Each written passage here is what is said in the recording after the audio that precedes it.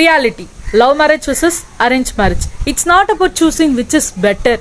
இது love marriage arrange marriage அப்படிங்கிற சண்டை கிடையாது. It's about the understanding versus fear.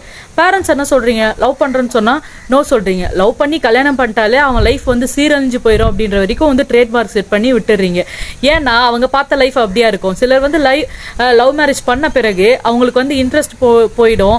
சிலரோட ரியல் ஃபேஸ் வந்து வெளில வரும். ஸோ அந்த லைஃப்லேருந்து அவங்க வந்து வெளில வந்துடுவாங்க. அதனாலேயே சில பேரண்ட்ஸ் வந்து நோ சொல்லிடுவாங்க. அண்ட் தென் கேஸ்ட்னாலையும் வந்து நோ சொல்லிடுவாங்க. பட் அவங்களோட சில்ட்ரன்ஸ் என்ன சொல்றாங்கன்னா, இருக்கிறது ஒரே லைஃப், என்னோட லைஃபை ஸ்ட்ரேஞ்சர்ஸ் கிட்ட கொடுக்கறதுக்கு பதிலாக எனக்கு தெரிஞ்சு அந்த பையன் வந்து நல்ல பையன், பிடிச்சி போயிட்டு பழகி அவனோட கேரக்டர்ஸ் எல்லாமே தெரிஞ்சு என்னோட லைஃப்பை அவங்ககிட்ட கொடுத்து நாங்கள் 2 பேரும் வந்து ஒரு ஹாப்பியஸ்டான லைஃப்பை வந்து லீட் பண்ண தானே போகிறோம், ஹாப்பியாக தானே இருக்க போகிறோம்.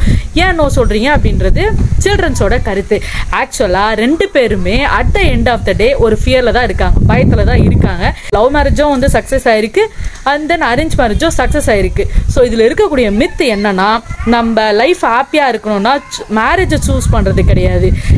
போத் த பீப்புள் அவங்க 2 பேருமே கொடுக்கறது எல்லாமே ஈக்குவலாக இருக்கணும். ரெஸ்பெக்டு, எஃபர்ட்டு, அவங்களுக்கு கொடுக்குற அட்டென்ஷன் எல்லாமே வந்து ஈக்குவலாக இருக்கா, 2 சைடுமே வருதா அப்படின்றத பொறுத்து தான் அந்த லைஃப் வந்து ஹாப்பியாக சக்ஸஸ் ஆகுதா அப்படின்றத பொறுத்து இருக்கும்.